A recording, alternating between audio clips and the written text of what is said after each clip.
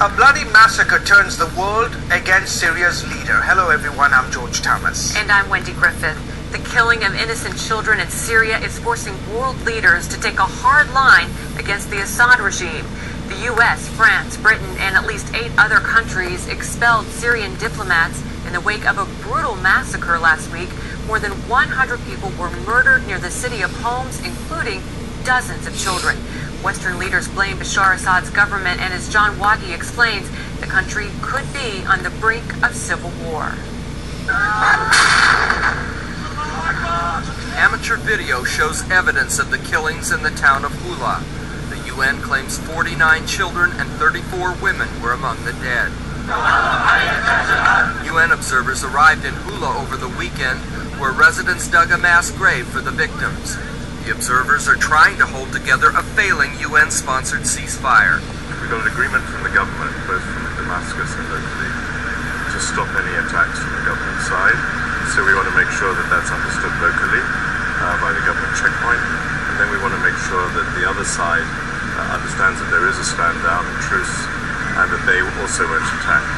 The Syrian government says the real account of the massacre is buried under what it called a tsunami of lies. But leaders in Europe and the U.S. are outraged by the latest killings, and they're putting responsibility on the Assad regime.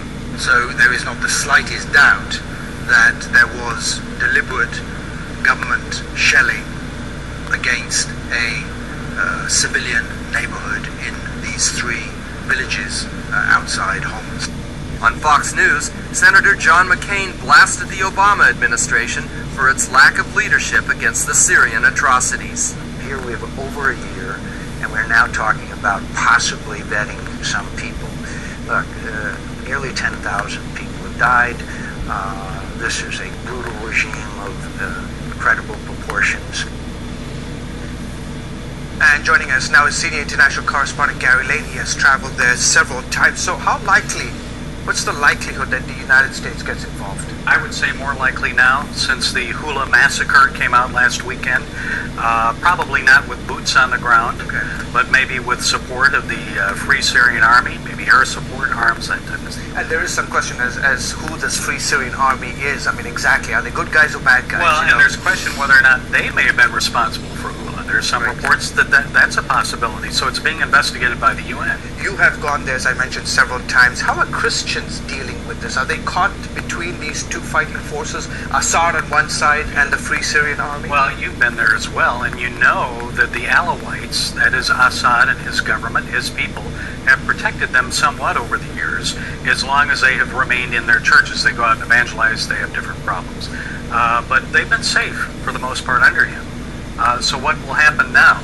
If they side with Assad, then the Free Syrian Army and the rebels will oppose them and attack them. If they side with the rebels, the Free Syrian Army, then they have to deal with the Alawites and Assad. So they're really stuck in a hard place, a rock and a hard place. And in one sense, I mean, just like Saddam Hussein protected the Christians in Iraq, Assad has done that in Syria. If there is a Sunni government, what happens to the plight of Christians? Well, it depends. If it's a secular Sunni government, like they have some of the aspects of Lebanon, which is more secular, then they won't have any problem. It won't be any worse than they have now. But if you have an extremist government, Islamists who impose Sharia law, their churches will be burned. They'll be attacked similar to Iraq and Egypt. And we're looking at footage here of